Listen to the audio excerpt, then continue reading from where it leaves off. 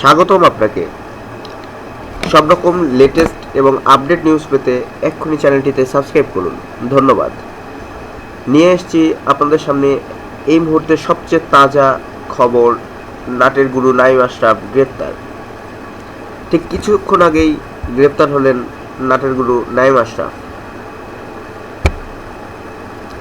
রাজধানীর বনানীতে হোটেলে তরুণী ধর্ষণের ঘটনায় দায়ের হওয়া মামলার অন্যতম আসামি নাঈম আশরাফকে গ্রেপ্তার করা হয়েছে। বুধবার সন্ধ্যায় তাকে গ্রেপ্তার করা হয়। ঢাকা মহানগর গোয়েন্দা পুলিশের ডিবি যুগ্ম কমিশনার ও প্রধান আব্দুল বাতেন বিষয়টি করেছেন। তবে কোথা থেকে গ্রেপ্তার করা হয়েছে সে বিষয়ে কিছুই জানা যায়নি।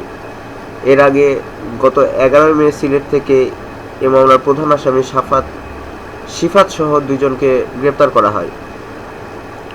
উল্লেখ্য, গত 28 মার্চ বন্ধুর সঙ্গে জন্মদিনের অনুষ্ঠানে গিয়ে দ্য রেইনট্রি হোটেলে ধর্ষণের শিকার হন দুই বিশ্ববিদ্যালয় পড়ুয়া তরুণী।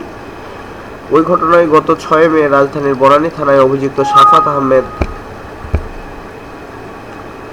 নাঈম আশরাফ ও সাদমান সাকিব সহ 5 জনের বিরুদ্ধে মামলা করেন তারা। সাফাত আপন জুয়েলার্সের স্বত্বাধিকারী দিলদার আহমেদের ছেলে, আর সাদমান সাকিব রেগনান গ্রুপের মালিকের ছেলে এবং ওই গ্রুপের পরিচালক।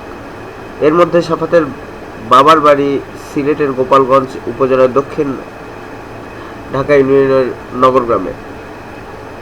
নাঈম আশরাফ নিজেকে আওয়ামী লীগ নেতার ছেলের বন্ধু বলে পরিচয় দিলেও তার গ্রামের বাড়ি সিরাজগঞ্জে বলে জানা গিয়েছে।